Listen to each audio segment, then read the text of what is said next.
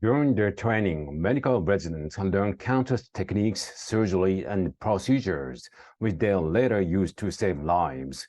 Being able to remember these skills can quite literally be a matter of life and death.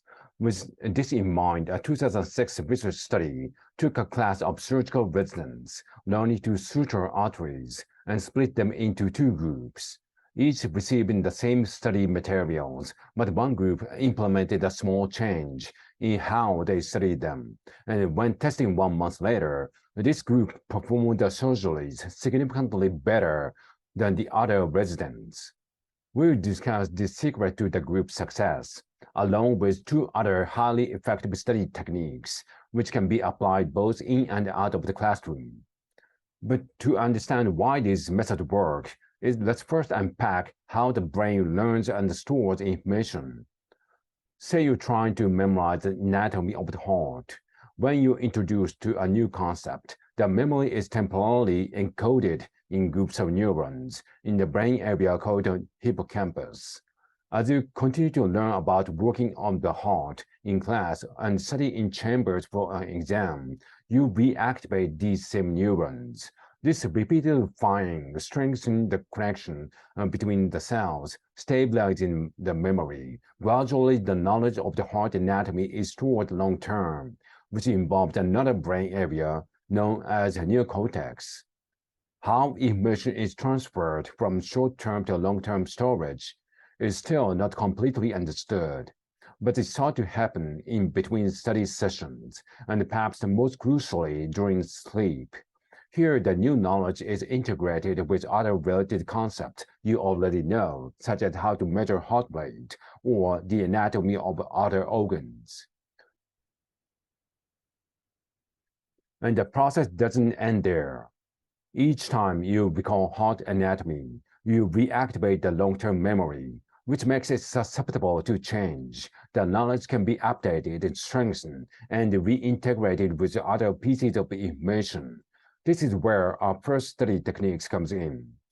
Testing yourself with flashcards and quizzes forces you to actively retrieve knowledge, which updates and strengthens the memory.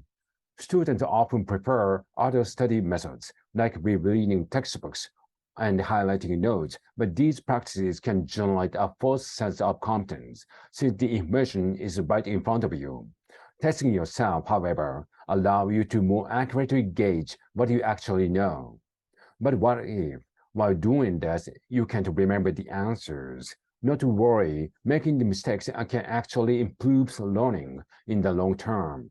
It's theorized that as you rack your brain for the answer, you activate relevant pieces of knowledge, and then, when your correct answer is later revealed, the brain can better integrate this information with what you already know. Our second techniques are built on the first.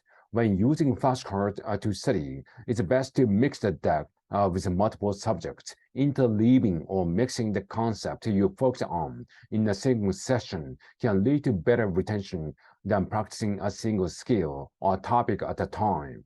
One hypothesis of why this works is that, similar to testing, cycling through different subjects forces your brain to temporarily forget, then retrieve information, further strengthening the memory. You may also find the connection across the topics and better understand their differences. Now that you know how and what to study, our final techniques concerns when. Spacing your review across multiple days allows for the rest and sleep between sessions. While offline, the brain is actively at work, storing and integrating knowledge in the neocortex. So while cramming the night before the exam may seem logical, after all, won't the material be fresh in mind, the information won't stick around for the long term. This brings us back to our medical residents. Both groups study the surgery for the same amount of time, yet one group's training was crammed in a single day, while the other more successful group's training was spread over 4 weeks. The reason all three of these study techniques work is because they're designed with a brain in mind. They complement and reinforce the incredible way the brain works. Sorting through and storing the abundance of information is fed day after day.